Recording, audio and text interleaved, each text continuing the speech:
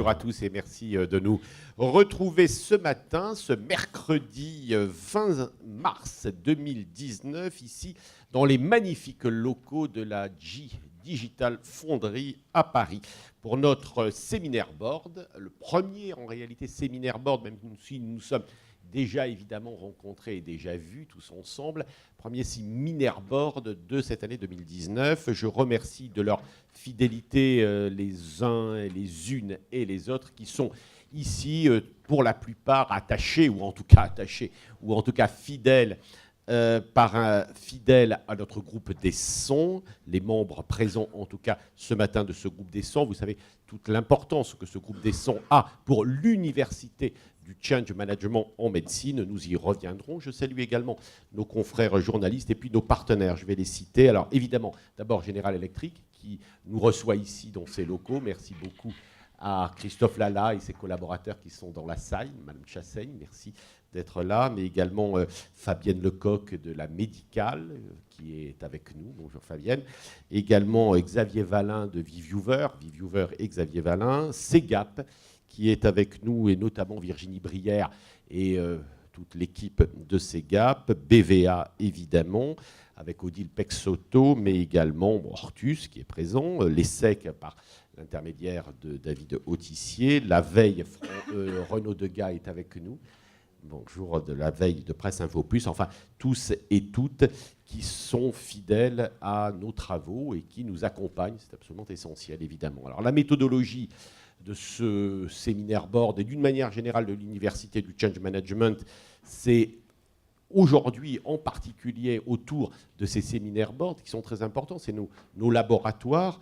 Nous sommes avec le groupe des sons aujourd'hui en réalité 180. Probablement nous serons, enfin en tout cas c'est un objectif, à la fin de l'année 2019, 300 acteurs, professionnels, experts qui sont engagés dans ces logiques peut-être à la fois de nappe ou peut-être de force d'entropie en réalité, pour nous permettre de nous étendre et de faire connaître nos travaux et de faire connaître également les attentes des uns et des autres vis-à-vis des problèmes qui se posent, des problèmes et des solutions qui se posent au système de santé. Alors, je remercie aussi, vous allez le voir, tous les invités, puisque c'est comme ça que nous travaillons, que nous avons experts, que nous avons invités en audition. Chaque séquence sera animée par l'un d'entre nous, vous verrez.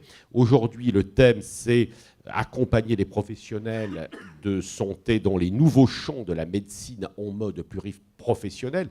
En réalité, ce titre un peu lourd, un peu complexe, retrace bien ce que nous voulons faire. On sait en écoutant ce titre, ou en tout cas en l'ayant choisi, on sait à peu près ce que nous voulons faire dans nos réflexions sur les grandes transformations du système de santé. Dans une certaine mesure, le schéma est annoncé. Cela veut dire qu'effectivement, nous sommes centrés sur de nouvelles formes d'organisation du système de santé, peut-être moins individuelles ou individualistes, peut-être plus collectives, sans doute plus pluriprofessionnelles. Et puis, ces réformes impliquent des évolutions territoriales. C'est le maître mot que l'on retrouve beaucoup dans ces moments de transformation. Depuis, donc c'est à la fois un sujet d'actualité, mais c'est aussi un sujet, depuis quelques années, probablement un sujet de fond qui tourne autour du centre et des périphéries, du travail en région, du travail en territoire, de concentration, déconcentration, d'État centralisé, décentralisation.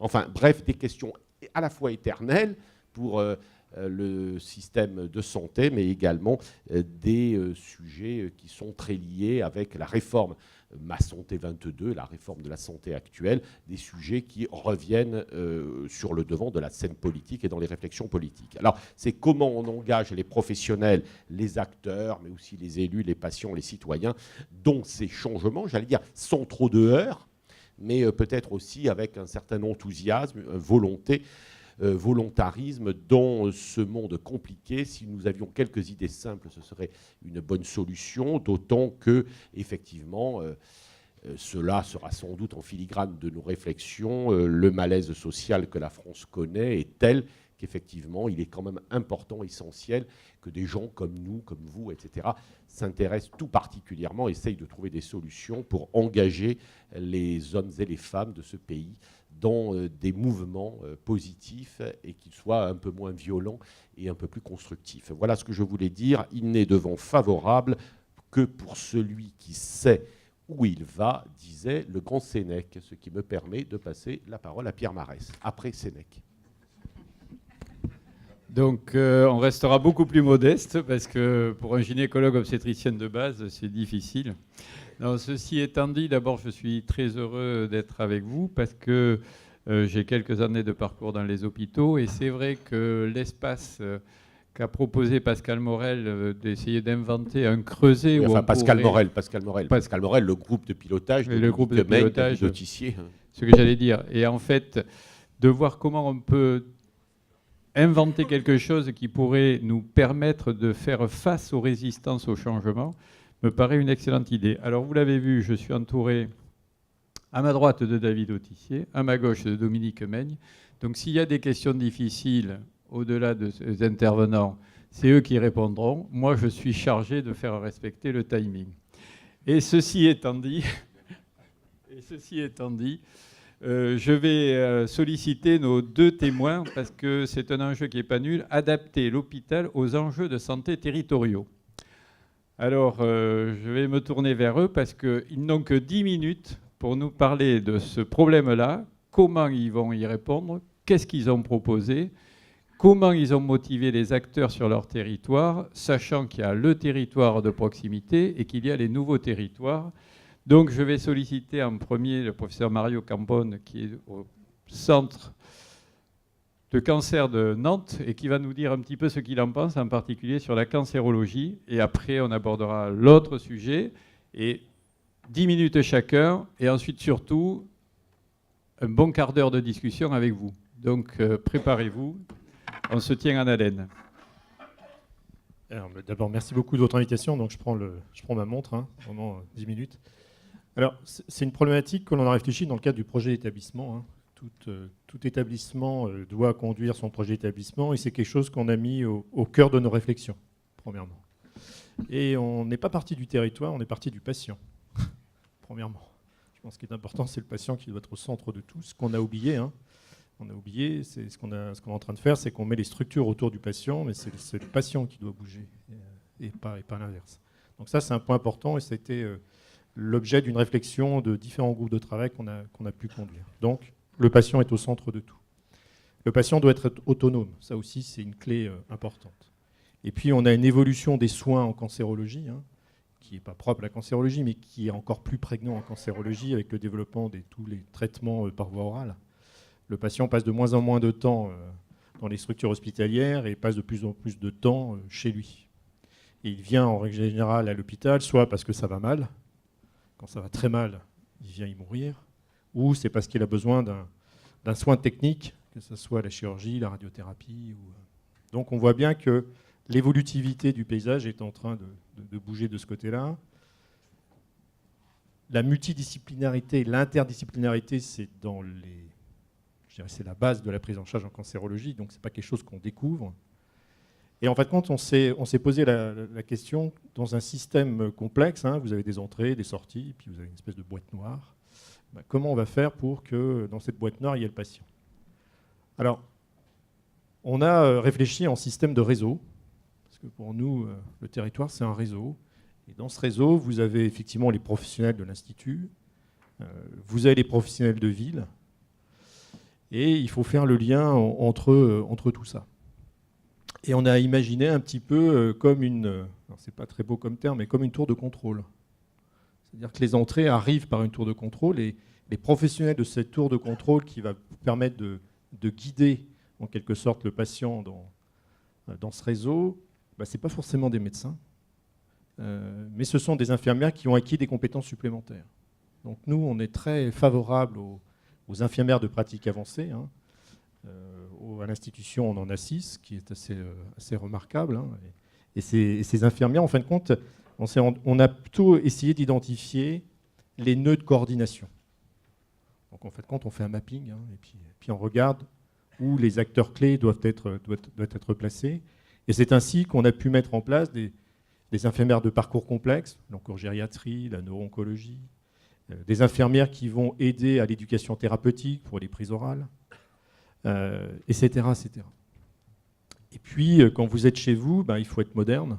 On a développé des outils numériques, ou on est en train de développer ces outils numériques. Donc, on devient un vrai laboratoire, en quelque sorte. Donc, on se connecte avec différentes startups pour voir avec eux quels sont les outils numériques qu'ils peuvent nous proposer, et de telle manière qu'on puisse collecter ces informations, où le patient puisse être connecté avec nous, de telle manière que l'on puisse réagir en temps et en heure. Exemple, pour la chirurgie ambulatoire, nos chirurgiens ont été très à la pointe d'un petit logiciel qui s'appelle Ambulis, et qui vous permet, une fois que vous êtes sorti chez vous, le patient répond à quelques questions. Ça arrive sur la fameuse tour de contrôle, qui est pilotée par une infirmière, puis elle voit des petits icônes, vert, rouge et orange. Et quand c'est vert, ça va, elle ne s'inquiète pas, personne ne s'inquiète. Quand c'est rouge, elle appelle, le patient vient, et quand c'est orange, on appelle et on avise avec le médecin. Donc on voit que même le métier médecin va changer, il va retourner à son expertise. Et ça, c'est quelque chose qui est vraiment en train d'évoluer à grands pas. Donc voilà comment nous on voit ça. Vous avez vu, je ne vous ai pas parlé de territoire, parce que le territoire est immense comme ça. Et c'est ça le plus important aujourd'hui. C'est comment on utilise les outils de demain pour permettre effectivement de mailler et de répondre aux besoins et de rendre de plus en plus autonomes nos patients et responsables. Bien évidemment, on n'a pas oublié les acteurs de ville. Là aussi, on est en train de développer un outil avec une biotech qui consiste à avoir une page Facebook. Alors au départ, c'était mis au point pour les personnes âgées, parce que les personnes âgées ne sont pas forcément très... enfin, quoique. Quand je vois ma mère, c'est impressionnant. Mais parce qu'à 70 ans, elle s'est mis à l'informatique, il n'y a pas de temps, et elle se débrouille plutôt pas mal. Donc ça veut dire que ce n'est pas un frein. Donc, ils ont créé une page Facebook où vous avez le médecin, l'infirmière libérale, le pharmacien et le médecin généraliste. Et ils ont créé un mur où vous pouvez déposer des ordonnances, les prélèvements biologiques, et puis une petite caméra. Ça veut dire qu'à un moment ou à un autre, si vous avez un souci, vous appuyez sur la caméra, et le patient peut être directement en connexion avec vous, même s'il est à 100, 200 ou 300 km. Donc voilà, on a créé un réseau, on a créé quelque chose qui a du sens, et le territoire n'existe plus. Je pense que cette vision du territoire, comme on l'entend, est largement dépassée. Dans un monde globalisé, dans un monde complexe, rester sur son petit fief est un peu dépassé. Merci beaucoup et bravo. Je retiendrai 3 points forts. Le premier, c'est que réfléchir autour des structures, ce n'est pas la bonne voie. Mais par contre, réfléchir autour du patient et de la spécificité de sa pathologie pour définir un parcours. La deuxième notion, c'est le privé et le public. La troisième, c'est on maille un territoire, c'est-à-dire que la géographie n'est plus un handicap territorial. C'est-à-dire qu'il faut savoir répondre par des outils techniques. Et le quatrième point, c'est la notion du lien structure hospitalière, start-up, c'est-à-dire de franchir des résistances où dès qu'on parle de start-up, on a l'impression que les médecins se fourvoient dans des partenariats ambigus. Il faut arrêter d'avoir peur de travailler avec le libéral et l'industriel. Ça, il faudra le faire passer à nos tutelles. Alors, je me suis un peu mouillé, mais j'avais dit que je ne dirais pas plus. Je vais donc inviter Michel Tsimaratos de Marseille à nous parler de comment il repense l'hôpital. Alors, en France, on est toujours en train de pleurer. Moi, j'aimerais qu'il me dise pourquoi il a des raisons d'espérer. Merci Pierre. Donc, bonjour à tous. Moi, je suis tout à fait d'accord avec la façon dont vous avez abordé l'idée du territoire. Et puis, on pourrait même aller un peu plus loin et dire, changer un petit peu les mots. Au lieu de comment adapter l'hôpital aux enjeux de santé, c'est comment intégrer l'hôpital au territoire. Il n'y a pas que les enjeux de santé. Parce que l'hôpital vient s'intégrer dans un réseau où on devrait peut-être demander aussi leur avis à ceux qui sont responsables des transports, de la culture, de l'enseignement, et comment l'offre de soins, l'hôpital étant un réseau d'offres de soins, répond aux besoins qui ont évolué. Alors vous l'avez dit, moi j'ai une activité qui est très différente de la vôtre. Je suis pédiatre, je m'occupe d'un service de pédiatrie de maladies chroniques de l'enfant, donc c'est une activité qui est entièrement captive pour un grand territoire. La néphro, l'hépato, la diabétopédiatrie. Et ce qu'on voit, c'est que le temps d'impact avec les structures hospitalières a complètement changé. Nous, on fait 80% d'ambulatoire, pas parce qu'on est obligé de faire ça, mais parce que ça correspond aujourd'hui aux attentes des patients.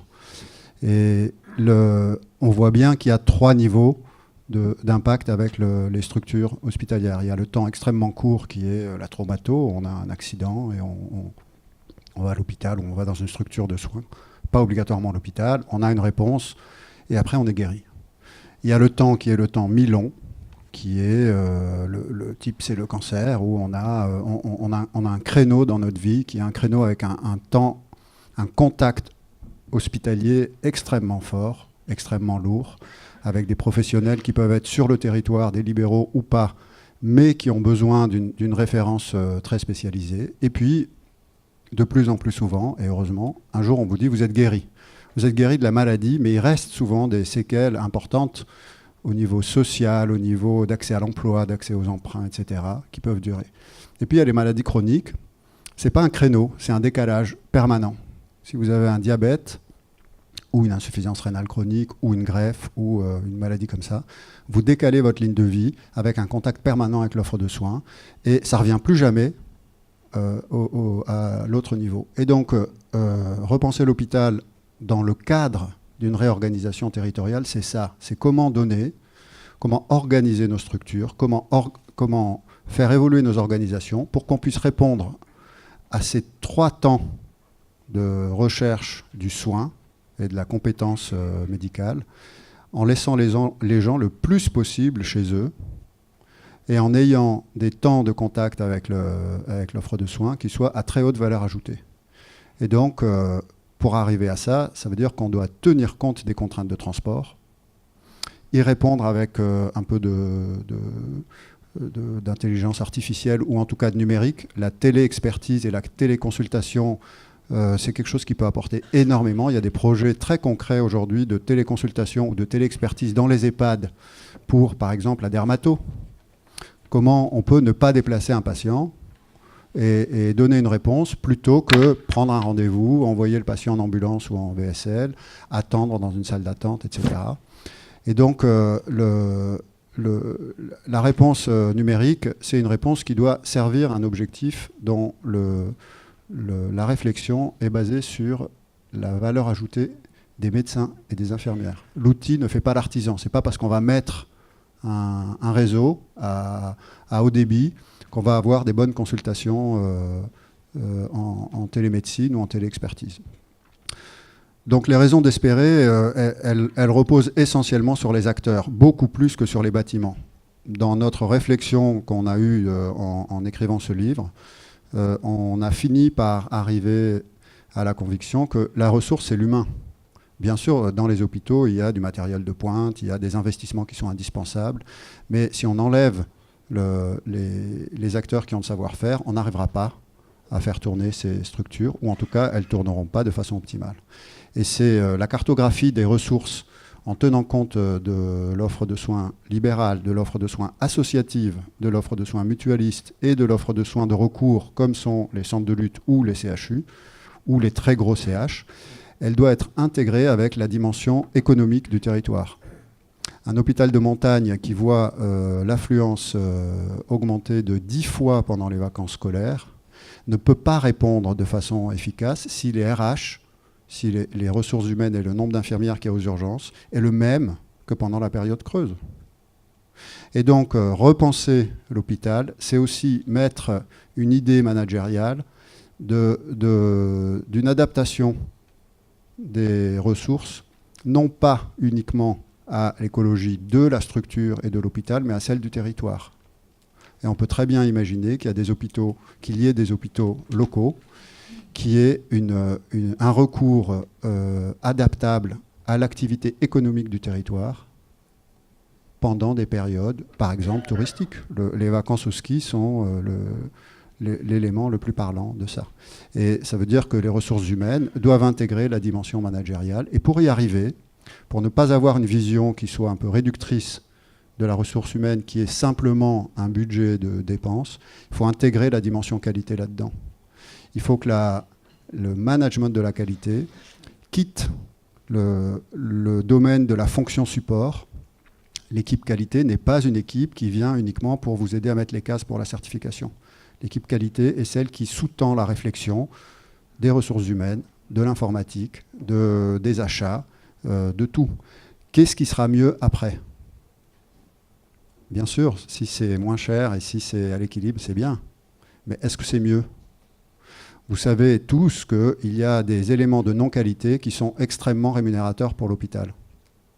Si on n'intègre pas la dimension territoriale et longitudinale, eh bien, une réhospitalisation pour un effet indésirable, une infection ou un traumatisme ou quelque chose qui est lié à un problème de ressources, va être rémunérateur pour l'hôpital, alors que c'est une baisse de la qualité pour les patients et un coût pour notre système de santé. Donc intégrer l'hôpital dans son territoire, c'est dialoguer, c'est un dialogue transversal avec les autres filières importantes en termes d'économie du territoire, universitaire, transport, tourisme, numérique, etc.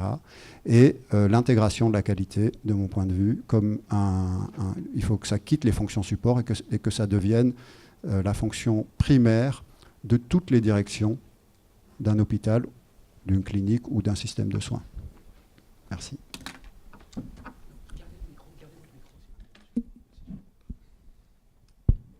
Merci beaucoup. Je pense qu'on a deux interventions particulièrement complémentaires et hyper intéressantes parce que ça montre que les idées simplistes ne répondent pas tout à fait aux problèmes qu'on a à gérer, puisque vous avez vu qu'en fonction du type de pathologie, du type de prise en charge, du type de problème de santé, il faut apporter des idées différentes. Mais il y en a des idées. Je ne saurais trop vous inviter à lire le livre qu'a sorti Michel Tsimaratos sur Repenser l'hôpital, rendez-vous manqué ou raison d'espérer. Mais je retiendrai de sa présentation la notion de la qualité. Alors je sais que la FHF avait insisté aussi sur la qualité du diagnostic pour les thérapeutiques. C'est tout aussi important. Mais il faut aussi réfléchir global, c'est-à-dire que ce qui est intéressant pour un hôpital financièrement n'est peut-être pas intéressant pour la santé globale. Ça, c'est peut-être une idée neuve aussi qu'il faudra rechercher et qui me paraît important avec cette notion de qualité. Et puis des deux intervenants, moi je retiens que si on ne s'intéresse pas à l'humain ou à ceux qui motivent les équipes, que ce soit au niveau libéral ou public, eh bien on aura du mal parce que ce que nous a dit Mario Campone, c'était responsabiliser le patient. Et ce que vient de nous dire Michel, c'est que si on ne mise pas sur les acteurs, eh bien, on n'aura pas de bons résultats. Donc, c'est vraiment cette notion de la prise en charge de ces paramètres, peut-être dans nos managements, qu'on n'a pas su gérer jusqu'à maintenant. Qualité, responsabilisation de tous les acteurs, patients et les soignants. Alors, on avait dit que c'était vous qui deviez parler, donc on y va. Les questions. Ah, ben voilà, au moins ça réagit vite. Tiens, micro. Tiens. J'ai une question, Pierre, pour les deux. Oui. Enfin, c'est pour lancer la discussion parce que j'ai le micro. Merci beaucoup. Donc, c'était très clair. Donc, c'est une question un peu provocatrice pour lancer le débat. J'ai entendu des grands principes. En fait, dans la réalité du terrain, on est confronté à l'historique des situations, on est quand même confronté à la géographie, parce que tout ce qui dépasse plus d'une heure d'accès pour les soins, bah, c'est pas facile pour les patients ou c'est pas facile pour les médecins de s'y rendre. Ou, bon, la téléconsultation, etc., c'est bien, mais c'est pas si évident. Il y a des questions d'enjeu de taille de patients. Enfin, je pense que si vous gérez, je sais pas, 200 patients par jour, 500 patients par jour ou 1500, etc., c'est pas forcément les mêmes organisations. Donc, en cancérologie, en pédiatrie, ou etc., je ne sais pas si vous avez réfléchi à s'il y a un effet taille. Je vois bien que entre les différents hôpitaux, pour en avoir fait plusieurs, voilà, entre la PHP et un hôpital comme Nîmes où je travaille, ou etc., bon, c'est pas forcément la même chose. Et voilà, je ne dis pas que le plus gros s'en sort mieux, etc., au contraire. Donc voilà. Donc il y a ces notions-là. Et la deuxième question, puisque j'ai le micro, c'est une fois qu'on a décidé que certes le projet médical était tourné autour du patient, comment vous faites financièrement pour faire accepter ça, puisque les finances aujourd'hui sont données sur les actes, et donc comment vous redirigez le projet médical qui aura des sous finalement, mais que par des actes encore. Comment vous voyez un peu l'avenir de ces organisations territoriales? Alors, je vais vous demander de vous enregistrer les questions. On va prendre 2 ou 3 questions et vous répondez en bloc pour essayer d'être le plus efficace possible. Oui, bonjour, Dominique Gougereau, secrétaire général de la Fédération des éditeurs de logiciels de santé. Donc, évidemment, j'ai une petite réflexion à avoir. C'est qu'on a parlé de transformation numérique, on a parlé de territoire, on a parlé de manière non dite, mais implicite, de manière d'interopérabilité. Quand on parle de Facebook, on sait très bien, mais bon, il y a un petit problème de sécurité, on va dire. Alors, je voudrais quand même introduire dans le débat le changement énorme qui a lieu en ce moment avec le rapport Poncouri et avec le travail de Dominique Pont sur l'urbanisation du système d'information de santé, qui va résoudre énormément de problèmes. Donc, je vous renvoie sur la petite maison de Dominique Pont avec son socle et surtout une hiérarchisation de la donnée. C'est quelque chose qui nous manquait. Ce concept de hiérarchisation des données. Je vous rappelle que l'interopérabilité, vous le savez tous, est indispensable et qu'on ne fera rien sans. 2, que répondre à l'interopérabilité, c'est répondre à 4 questions. Qui est le malade? C'est résolu en 2020 avec l'identifiant national de santé. Quoi? C'est qu'est-ce qu'on se transmet? C'est le problème des référentiels, des dictionnaires, qui n'est toujours pas résolu. On n'a pas de dictionnaire commun. Comment voulez-vous transférer les données sans dictionnaire commun, hein? Et le troisième point, c'est où? C'est la hiérarchisation des données. Donc 3 niveaux. Les données fondamentales dans le socle, c'est les données du DMP. Les données qui permettent la coordination des soins, que dans le rapport de Dominique Pont, ils appellent le flux, le workflow, hein. C'est le grand projet e-parcours qui est sorti. Donc effectivement, ça va changer puisqu'il y a 150 millions qui sont mis sur la table sur e-parcours. Donc il va y avoir des investissements massifs qui ont fait. Donc on voit une hiérarchisation entre les données fondamentales, les données de coordination qui sont e-parcours et bien sûr sur le toit, les données de synthèse qui vont servir au Health Data Hub et qui sont au sommet. Donc là, et puis après il y a le comment, hein, effectivement. Et là, dans votre tour de contrôle, effectivement, on voit aussi l'esprit nouveau qui sort, c'est-à-dire qu'avant l'interopérabilité, c'est-à-dire qu'on poussait des messages vers des gens, pas forcément bons, donc les gens n'avaient pas forcément le message. Maintenant, on retourne, et il y a un changement de paradigme, c'est-à-dire que les gens vont chercher l'information, justement qui a été publiée par tous les acteurs, dans ces plateformes, dans le socle, ou dans le territoire à travers une plateforme d'intermédiation qu'on appelle e-parcours, qu'on appelle ce qu'on veut ou qu'on appelle le workflow. Donc chacun va chercher les données dont il a besoin. C'est un changement de paradigme majeur, c'est en train de sortir et il faut en tenir compte parce que la solution, si je peux dire, du territoire de santé, ça va arriver sur tous ces changements. Alors bien sûr, ça va prendre un peu de temps, mais qui sont fondamentaux de pouvoir enfin avoir une urbanisation du système d'information qui va permettre de fluidifier tous les échanges. Alors peut-être la troisième, peut-être allez-y, répondez. Moi j'ai une question. Qui a pensé votre système? C'est un informaticien? C'est un ensemble, c'est pas un informaticien, c'est le résultat d'un consensus. Ouais, mais avec qui? Est-ce que vous avez mis le patient? Est-ce que vous avez posé la question au patient où il est là-dedans? C'est ça le problème. Enfin, oui. Là, je vais vous citer un exemple très clair. On est dans une expérimentation qui s'appelle HOM. HOM que vous connaissez tous. Hein. Nous, on s'est mis comme démonstrateur dans le cancer du sein. Rien que pour décrire les parcours les plus simples, chirurgie, radiothérapie, chimiothérapie, les détailler, ça nous a mis 6 mois. Avec une équipe de qualiticiens. etc., etc., pour mettre les logiciels. Et en plus, on les a montrés aux patients, est-ce que vous êtes d'accord avec ce parcours? Voilà, on leur a demandé. Il y a une chose importante aussi, on parle de démocratie sanitaire. Démocratie sanitaire, nous, on l'utilise comme ça.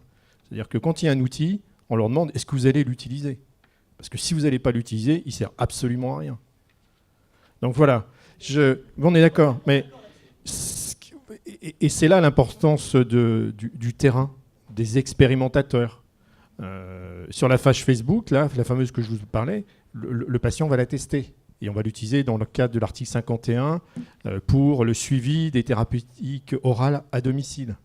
Pour répondre à votre question.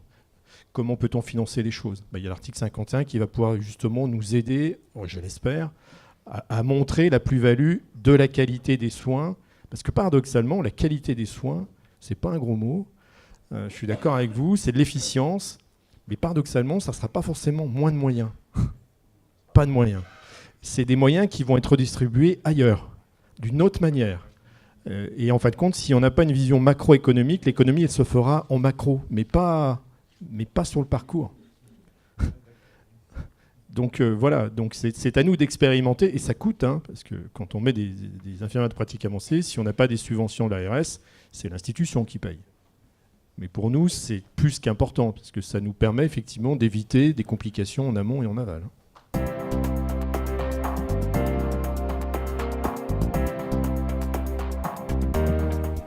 Donc, pour l'aspect de la numérisation, bien sûr, je peut être que d'accord avec des réseaux efficaces, des données partagées, etc. Simplement, il faut bien se souvenir que pour pouvoir bien partager les données, il faut qu'on ait bien pensé les systèmes, mais il faut surtout qu'on ait bien collecté les données. C'est-à-dire qu'il ne peut pas y avoir une organisation de réseau ou numérique, ou quelle qu'elle soit, s'il n'y a pas derrière des médecins, des infirmières qui saisissent les données de façon adaptée. Et donc, la ressource, là encore, bien sûr, c'est très important, la réponse numérique, mais elle n'est que l'outil. Elle ne peut pas solutionner par elle-même un problème si les ressources humaines ne sont pas partie prenante là-dedans et ne recueillent pas les données dans le bon sens. L'exemple de la France, on a une preuve de concept là-dessus, qui est reconnue dans le monde entier, qui sont les maladies rares. Les maladies rares ont été restructurées selon des réseaux extrêmement pertinents et spécifiques, avec un système d'information qui leur est propre, qui est en train d'être alimenté.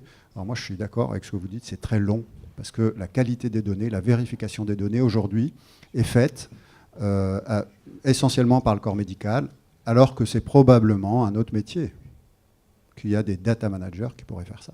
Pour répondre à ce que vous disiez sur le financement, il faut bien voir que si on intègre la qualité comme un constituant du management, le projet médical ne devient plus la collection de projets de services, mais devient une organisation qui va améliorer la qualité. C'est assez long de faire un projet médical pour un établissement quand il est un peu grand, parce qu'on a en ligne de mire l'équilibre financier.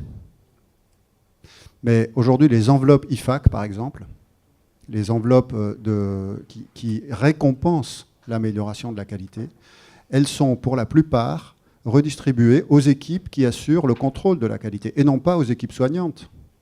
Si vous améliorez la qualité en recrutant une infirmière de pratique avancée, c'est logique de pouvoir avoir accès à ces budgets-là d'amélioration de la qualité pour financer des éléments soignants.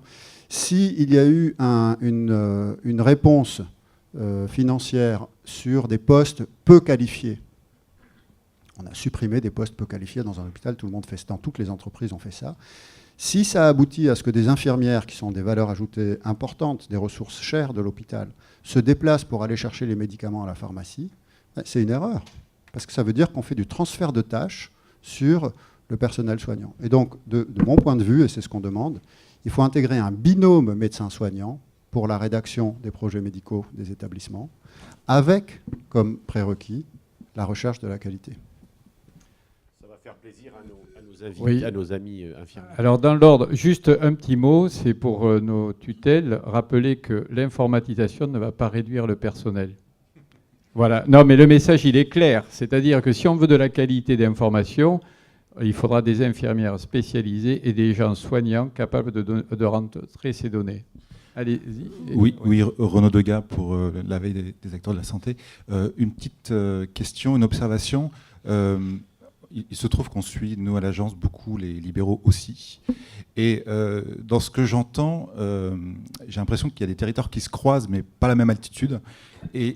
Parce que j'entends très bien que l'hôpital et un certain nombre d'hôpitaux se mettent en route avec une logique de réseau informatique, en s'appuyant sur le digital, en étant, grâce à ces outils-là aussi, et grâce à l'ambulatoire, la possibilité de se projeter en ville, ce qui, vous le savez très bien, crée des craintes, des résistances, etc., chez les acteurs de ville.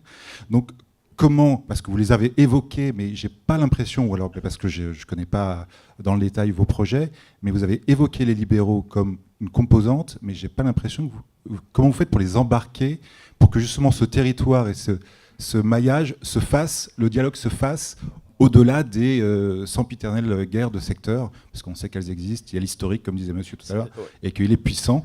Donc, est-ce que c'est un historique que l'on voit que au niveau national, ou il existe aussi sur chaque territoire? Voilà. Est-ce qu'on essaie de prendre, si c'est un peu assez proche? En tout cas, je voulais dire, c'est pas par esprit de corps, mais sa question est vraiment au centre de nos réflexions. C'est comment embarquer les acteurs et notamment les libéraux. Et je profite un tout petit peu de ma place. Mario Compone, vous dites, je voulais simplement à la fin, en conclusion, que vous reveniez là-dessus, vous dites que les territoires ont explosé. C'est assez curieux en sémantique, parce que, en fait, depuis nous, journalistes, depuis 2-3 ans, nous ne pouvons rien faire, nous ne pouvons rien écrire ou dire en santé si on ne parle pas de territoire. Alors ça, j'aimerais avoir... Bonjour, Alexandre Maisonneuve, Société CARE. Je vais complètement rebondir et lier mon intervention sur la notion de territoire, parce qu'il n'y a pas de définition de territoire, on en parle tous les jours des territoires, il n'y a pas de définition de territoire. Donc ça, c'est un premier problème. Mario Campone nous a dit tout à l'heure que le territoire n'existait plus, de manière un petit peu provocante, mais j'y adhère un petit peu. On a eu un rappel dans la salle qui a été fait sur le fait que le territoire géographique, lui, il existe et il existera toujours. Quand on est à 1 heure d'un hôpital, c'est pas la même chose que d'être à 1 heure. Moi, la question que je me pose, et on a Pierre Marès, qui a bien insisté sur l'aspect innovation et qu'il fallait qu'on sorte un petit peu de nos carcans idéologiques. La question que je voulais poser, je vais essayer de faire bref, c'est finalement, est-ce que la notion de territoire, elle n'est pas complètement différente quand on est dans une logique physique et quand on est dans une logique numérique? Est-ce qu'il ne faut pas qu'on arrive à un moment à avoir 2 modes de raisonnement? On va peut-être être schizophrène par moment, mais on va avoir une schizophrénie présentielle et on va avoir une schizophrénie numérique. Parce que s'il y a bien quelque chose que le numérique peut faire, mais tous les jours et tout le temps, c'est s'affranchir des frontières géographiques. Donc ça, il va falloir qu'à un moment, est-ce qu'il faut le dire aujourd'hui? Est-ce qu'il faut le répéter plein de fois? C'est ça ma question. Pierre Fumolo, Institut Curie. Moi, il y a 2 mots que je n'ai pas entendus. J'ai acheté, d'une part, je ne sais pas si c'est un gros mot. Et puis, deuxième élément, c'est inégalité de prise en charge.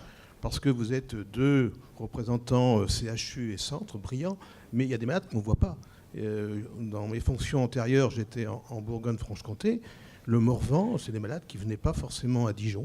Et comment adapter l'hôpital aux enjeux de santé territoriaux, il ne faut pas les oublier. Et ça va être difficile, parce que mettre en place de l'e-santé, on est tous d'accord autour de la table, il n'y a aucun problème. Mais comment faire pour que cette e-santé soit mis en place dans ces territoires, parce que c'est quand même des territoires, Mario, hein. Le Morvan existe en tant que tel, c'est un peu plus compliqué, et je ne voudrais pas que l'e-santé soit un élément qui aggrave les inégalités de prise en charge. Faisons réellement très attention. Odile Pexoto de BVA veut poser une question. Oui, juste deux questions. Il y a 2 éléments qui me semblent très intéressants dans ce que vous avez dit. C'est d'une part que la donnée n'a de valeur que si le patient l'utilise. Parce que si les outils sont magnifiques, mais que les patients n'utilisent pas, ça c'est... Alors, qu'est-ce qui a été mis en place aujourd'hui? Ça m'intéresse beaucoup. Qu'est-ce qui intéresse les patients? Est-ce que, voilà, parce que le parcours c'est bien, mais parfois il y a des données personnalisées, etc. Quelles sont les données qui font que le patient va être intéressé par ces outils, va collaborer, va vraiment aller chercher la donnée? Ça c'est la base du système. Et puis deuxième élément aussi, les data managers dont vous avez parlé. Est-ce que c'est dans votre esprit des compétences data qui vont venir s'acculturer à l'hôpital, ou est-ce que c'est des gens de l'hôpital qui vont s'acculturer à la donnée? Est-ce qu'on peut répondre maintenant, parce qu'après ça va être compliqué. Oui, Jean-François Thébault, une brève remarque bassement corporatiste, comme dirait Pascal. Je vous remercie de votre générosité de contacter les libéraux simplement par une page Facebook. Ça a un peu heurté. Mais surtout, ce qui m'a interpellé, c'est que vous disiez que sur cette page, il y avait en accès les ordonnances et les prescriptions. Alors là, je tombe de ma chaise. J'ose espérer qu'il y a un autre système que la page Facebook pour ça. Bon, alors, on va essayer de répondre un peu à tout ça. Premièrement, moi, je suis d'une génération où tout est à l'hôpital. Et je me souviens de la grande confiance qu'avaient mes parents sur le médecin généraliste. Et on passait par le médecin généraliste. Je vais être un peu provocateur, mais je pense qu'il y a une catégorie... On va connaître tout le monde. Oui. Parents, Oui. grands-parents. Bah oui, c'est comme ça. Hein. On est le fruit d'une histoire. Hein. Et c'est le fruit de l'histoire qui permet d'avancer dans la vie. Hein. C'est comme ça. N'empêche, ce qui s'est passé, c'est que l'hôpital a pris un pouvoir extraordinaire. Les médecins de famille se sont fait déposséder de ce pouvoir et que tout se résout à l'hôpital. Et maintenant, on ne sait plus comment refaire le flux inverse. La preuve en est, quand on a fait le projet d'établissement, on a invité les patients, 400 sont venus. On a invité les médecins de famille, 0 sont venus. D'accord ? Ça pose un problème. Ils ne se sentent pas concernés. Ah non, je peux vous dire que non.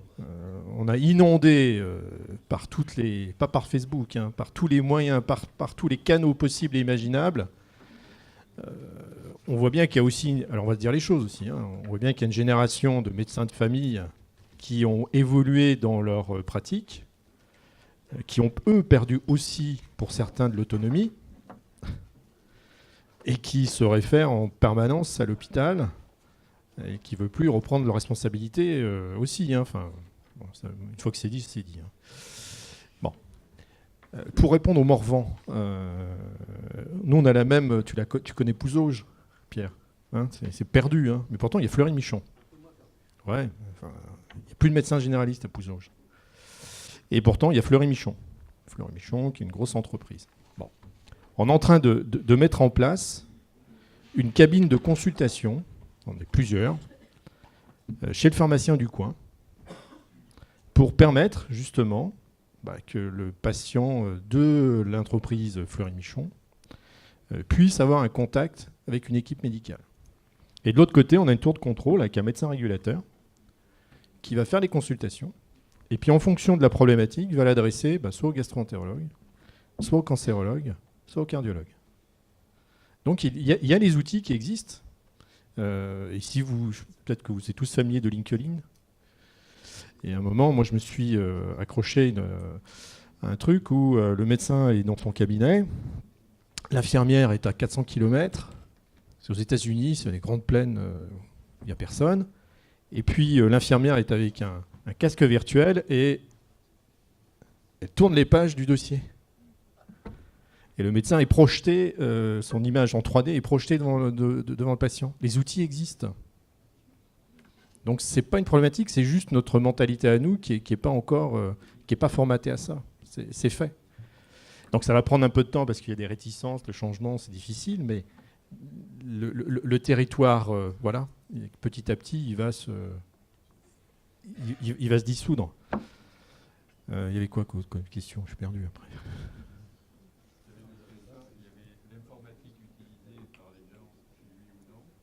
Alors, pour répondre à votre question, les patients sont prêts à répondre à tout. Du moment qu'ils ont compris l'intérêt.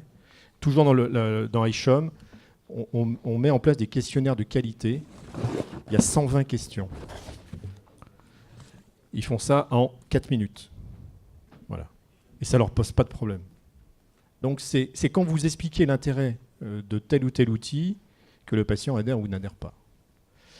Quant à l'évolution des métiers à l'hôpital, oui, c'est un vrai bouleversement aujourd'hui. Il est inenvisageable, il n'est pas envisageable, pardon, de ne pas avoir des data scientists dans une structure hospitalière. Nous, on s'est organisé, on a fait un centre de ressources biologiques et numériques. C'est-à-dire qu'aujourd'hui, notre centre, dans 10 ans, doit être un centre intégré de données. C'est ça notre projet d'établissement. Centre intégré de données. Voilà. C'est ça notre objectif. Par contre, ce n'est pas le data scientist qui va m'expliquer comment je vais structurer mes données. C'est moi qui vais lui expliquer, comme médecin qui a l'habitude de voir mes malades avec l'infirmière, de comment je vais structurer mes données. Et à lui de les mettre dans un tableau de telle manière que je puisse les utiliser et faire mes algorithmes. Alors, je voudrais rajouter un mot sur les GHT, puisque ça a été soulevé, et insister sur le fait que ces étapes-là, ça existe non seulement aux États-Unis, mais en France. On fait ça avec la Lozère depuis près de 20 ans, et ça marche très bien, mais ce n'est pas financé. Ce n'est pas financé du tout. Et les généralistes le font bénévolement, et le CHU le fait bénévolement. C'est ça le frein aussi à l'innovation. Hein. J'en dis pas plus. Michel, les GHT. Non, vous avez raison, on n'a pas parlé des GHT, hein, mais si on porte un regard un peu froid sur les GHT et les propositions autour des GHT, on voit qu'en fait c'est la gestion de l'oligopole.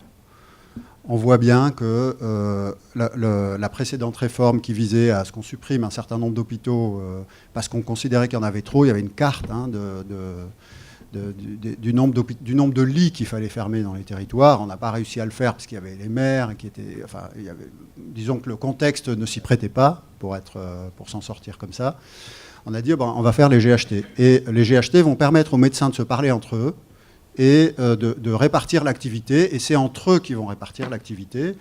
Et donc, on voit bien qu'en fait, c'est un vœu qui est un vœu pieux. Parce qu'il y a un moment donné où on arrive dans le dur et où on dit, mais attendez, moi je suis dans le Morvan, je pense qu'on va parler des maternités tout à l'heure. On ne parle pas des maternités, mais parlons de la traumato. Parlons des petites structures qui sont sur la côte atlantique, là où il y a beaucoup de monde l'été et pas beaucoup de monde l'hiver. Donc les GHT en soi, si elles ne sont pas intégrées avec la dimension du transport et du transport pour aller au travail et la comparaison avec le transport pour aller se prendre soin quelque part, c'est assez difficile de faire cette réflexion sans tenir compte du secteur libéral et sans tenir compte de l'offre de soins qu'il y a chez les généralistes notamment. Après, de parler du secteur libéral en pensant que c'est quelque chose d'assez uniforme et de mettre dans la même réflexion les collègues dermato, ophtalmo, orthopédistes, etc., et ceux qui sont dans des secteurs où il y a une moindre densité d'habitants et aussi de médecins, c'est probablement aussi réducteur. On travaille très très bien avec le secteur libéral pour les maladies chroniques parce qu'on a besoin de recours locaux quand on est un centre de recours, un CHU. On a besoin d'eux. On ne peut pas faire sans eux. Mais si on ne les aide pas peut-être un peu mieux à s'installer ou si on ne rémunère pas plus que 10 € la visite à domicile d'un médecin généraliste qui doit faire 20 bornes, c'est assez logique que dans l'état d'esprit qu'a décrit Mario, on ait probablement un peu moins de gens qui s'installent. Est-ce que vous avez je peux poser une question ? Est-ce que vous avez l'impression, parce que vous avez parlé des libéraux, vous avez parlé des infirmiers, vous n'avez pas parlé de l'état d'esprit des médecins hospitaliers vis-à-vis de ces évolutions. Est-ce que on vous les trouvait suffisamment engagés, rétifs ? Alors, en tout cas, nous, ça fait référence un petit peu à ce qu'on a écrit dans notre livre. On a rencontré énormément de gens et on a vu qu'il y a un paradoxe incroyable. C'est, l'attractivité de la filière santé pour ceux qui sont en dehors, qui veulent tous rentrer, le nombre d'étudiants en médecine, infirmières, kinés, etc., est faramineux. Et puis après, au bout de quelques jours, au bout de quelques années dans le secteur santé hospitalier, il y a un vrai sentiment de malaise. Et ce sentiment de malaise, il existe à plusieurs niveaux. Chez les infirmières, il est largement... Pas seulement à Marseille. Non, pas seulement à Marseille. Quand on regarde les différentes sorties des médecins hospitaliers de la Pitié, par exemple, sur leur vécu des réorganisations, non, ça pose des questions qui sont bien au-delà de la question territoriale. C'est une question qui fait écho à ce qui est appelé la qualité de vie au travail, mais c'est plus loin que ça. C'est est-ce qu'ils sont encore en mesure de trouver une vocation telle la même que celle qui les a amenés à rentrer dans la filière santé ? Beaucoup répondent que non. Plus ils ont un exercice différencié et facilité, plus ils sont proches de cette vocation. Et aujourd'hui, on a rencontré des chirurgiens qui nous disaient qu'ils n'aimaient plus opérer parce qu'ils ont du mal à trouver des anesthésistes. Vous voyez bien qu'il y a un vrai problème de sens. Pourquoi on est là? À quoi ça sert? Est-ce qu'on est là pour être à l'équilibre ou est-ce qu'on est là pour avoir un autre objectif? C'est un peu caricatural, mais c'est ce qui ressort. Mais vous avez compris qu'on était au centre de nos réflexions de l'Université du Change Management en médecine. Je crois que simplement, je voulais dire, avant que Pierre reprenne la main, c'est que regardez, si ça vous intéresse, ce sont nos travaux, regardez le débat, enfin l'entretien que nous avons mené avec Renaud Degas et Philippe Leduc dans les contrepoints de la santé avec Dominique Pont. La semaine dernière, c'est assez intéressant, je pense. Vous pouvez la voir sur tous les réseaux sociaux et surtout toutes nos chaînes télé. Bien, écoutez, le débat continue, mais il va continuer en off également. Mais je voudrais remercier Mario Camperne et Michel Simaratos parce que vous nous avez soulevé toute une série de débats. Je dirais que le débat ne fait que commencer. Par contre, vous n'avez pas dit qu'on était mal. Vous avez dit qu'on pouvait réaliser. Je crois que c'est ça qui est en tout cas qui change par rapport à des discours d'il y a 3 ou 4 ans. On peut réussir, on peut faire changer les choses et il y a des gens qui le montrent. Donc merci d'avoir montré ces démarches et je tenais à vous remercier. Et alors, on va passer à des porteurs de projets puisque la deuxième table ronde, c'est autour des maternités, c'est-à-dire on va voir si ce que vous avez dit, mais je pense qu'on a déjà une notion très particulière, c'est qu'en fonction des pathologies qu'on prend en charge, les réponses ne peuvent pas être similaires automatiquement. Ce qui a été dit sur l'oncologie me paraît évident, ce qui a été dit sur les pathologies plus générales me paraît aussi tout à fait important. Alors je prends la liste qui m'a été donnée, donc le premier sur les 10 minutes, Jean-Michel Chabot, et qui va nous parler, puisqu'il a été également missionné par le ministère sur ce thème. Je voudrais juste, pour terminer la session, vous rappeler qu'Agnès Buzyn, dans une interview d'hier, a bien précisé que son souci, c'était certainement les soins, mais aussi la reconnaissance des professionnels de santé. On commence à dire qu'on ne peut pas faire travailler des médecins en les fouettant. Par contre, en leur donnant envie, ça marche. Pierre, est-ce que je peux dire simplement un tout petit mot en se penchant sur cette question des maternités? On veut évidemment poursuivre nos travaux de fond, je l'ai un peu dit en introduction, c'est-à-dire réellement aller dans le fond, mais on ne peut pas ne pas tenir compte de l'actualité. Or, on a eu le sentiment, en se réunissant ce matin, qu'il fallait aussi traiter de ce sujet qui était vraiment sur la place publique. On y va? Bon, Pascal et Dominique Meng m'ont demandé de... Pascal et Dominique Meng m'ont demandé de vous dire un mot sur la maternité de Bernay, ce que je fais bien volontiers. La célèbre maternité de Bernay. En 4 points, l'historique, la réalité, la crainte et la perspective. Je fais ça pour rendre service à Raymond Lemoigne.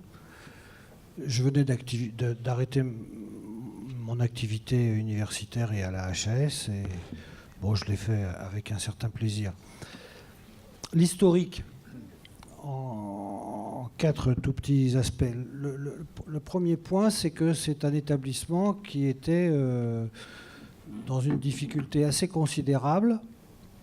En particulier, il avait été non certifié par la HAS depuis déjà assez longtemps. Il est resté dans cet état de non-certification pendant quasiment 18 mois, dans l'attente d'une contre-visite, comme on dit dans l'industrie automobile. Mais en clair, c'était un établissement un peu en déshérence. C'était d'autant plus un établissement en déshérence que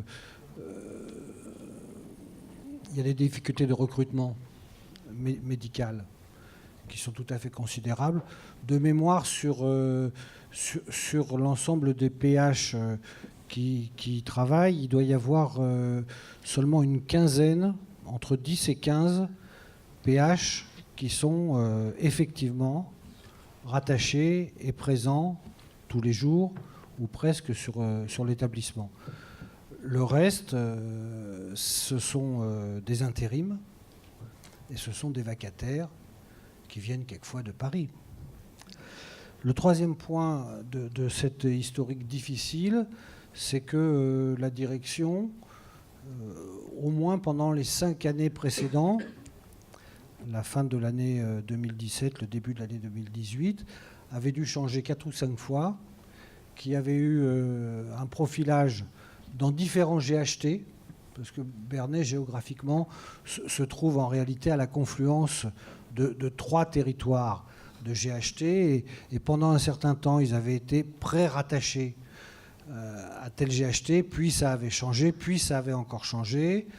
Et de surcroît, les directions locales sont en fait des directions qui sont totalement sous la dépendance potentielle de ces GHT. Et donc, il y avait un déficit de leadership managérial et administratif terrible. Et puis, la 4e difficulté qu'il y avait, c'était une difficulté tout simplement budgétaire. C'est un établissement qui était avec un déficit financier tout à fait profond. Alors, la réalité maintenant, c'est que c'est un établissement et une maternité, pour parler de la maternité plus précisément, qui est tenue par un PH tout à fait estimable, qui s'appelle Maquet, qui est devenu le président de la CME au moment où j'y ai passé quelques jours sur quelques semaines, et qui, dans cette maternité, essaye d'organiser les choses avec pas mal de compétences et énormément de bonne volonté.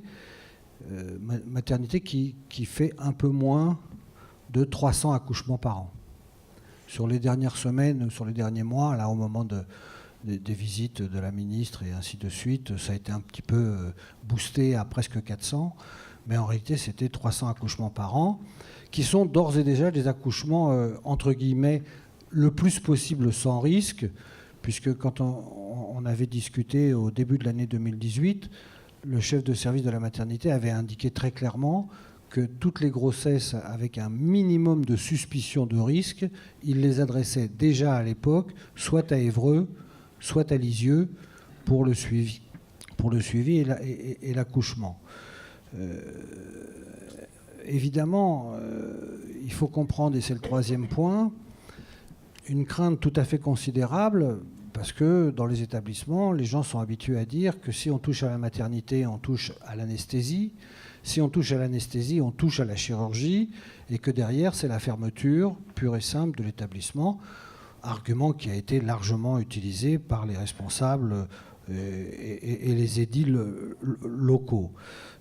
D'autant plus que ça se situe dans un bassin, Bernay, qui est dans une situation relativement difficile économiquement parlant, qu'il y a des efforts des collectivités locales pour essayer d'attirer des populations jeunes qui viennent s'installer pour essayer de reconstruire tel ou tel aspect industriel ou para-industriel, et que naturellement, quand vous accueillez ou vous essayez d'accueillir avec des politiques d'aménagement du territoire, d'accès à la propriété ou ainsi de suite, assez attractives, si vous leur dites en même temps à ces couples jeunes que la maternité du coin est ferme, ce n'est pas un argument extrêmement favorable, et il faut en tenir compte. Donc cet aspect de crainte d'un déficit d'attractivité supplémentaire et de fermeture de l'établissement, où il y a quand même, je pense, il doit y avoir 500 emplois. Toute catégorie confondue, à Bernay, il y a bien 500 emplois.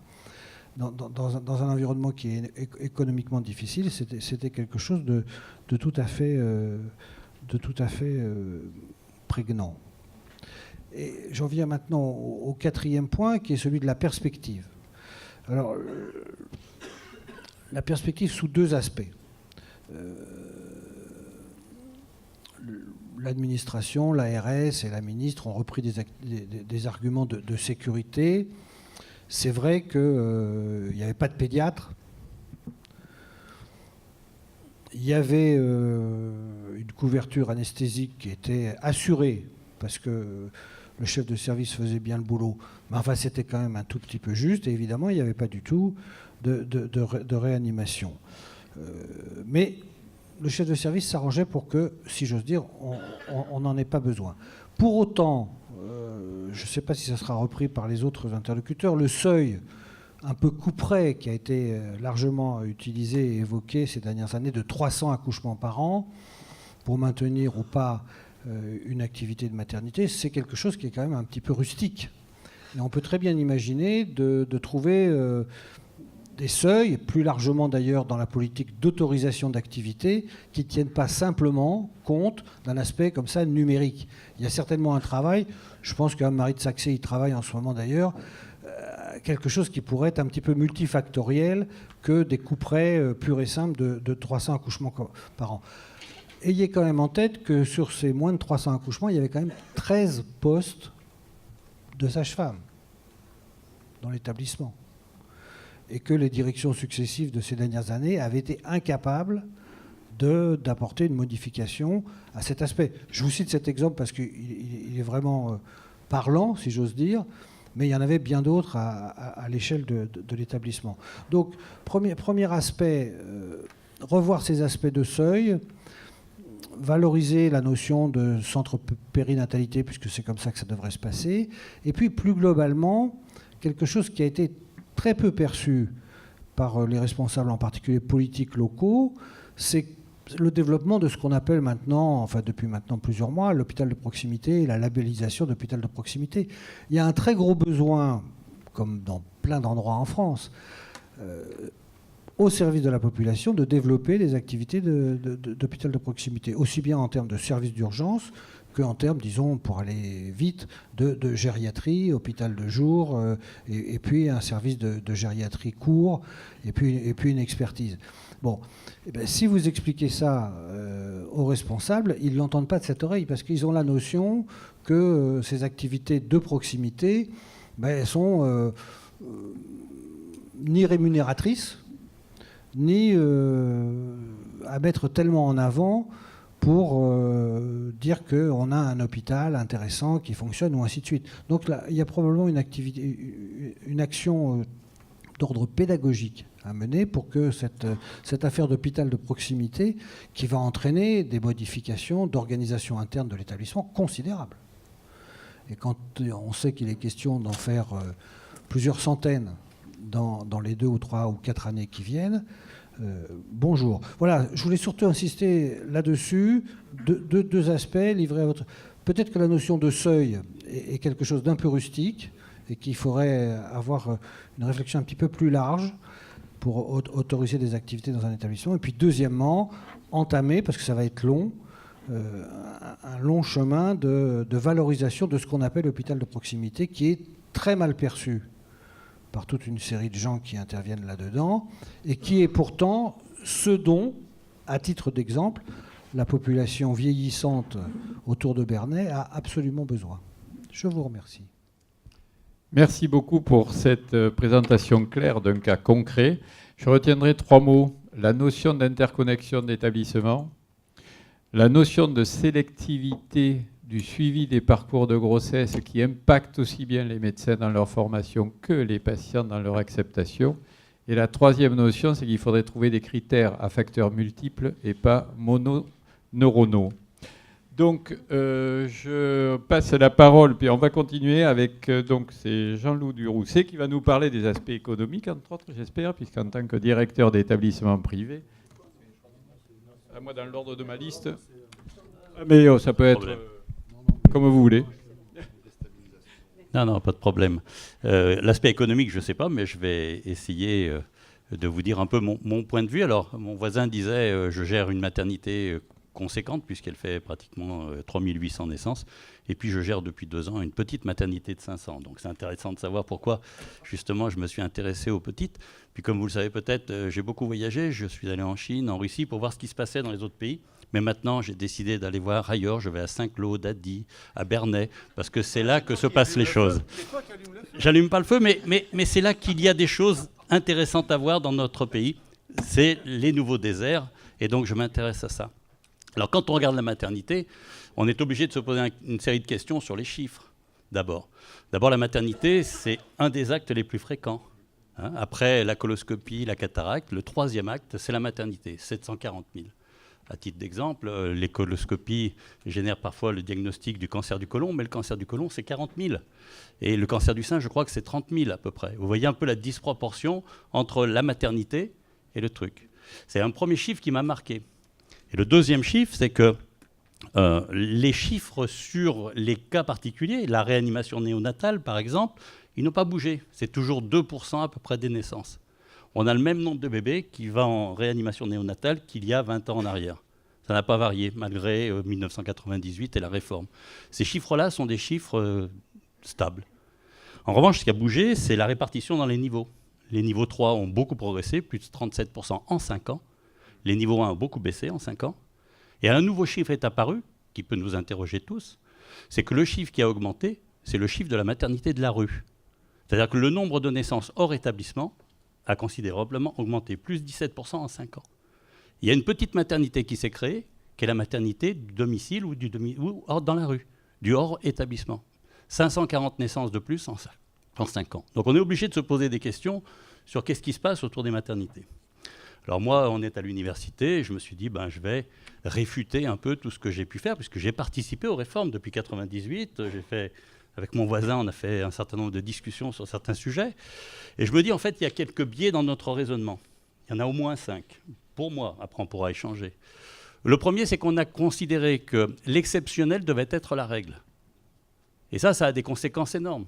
C'est-à-dire que si on dit on va traiter toutes les femmes selon le risque exceptionnel qui peut se produire, évidemment, ce qui se passait bien pour 90% d'entre elles va être géré comme étant potentiellement à risque exceptionnel.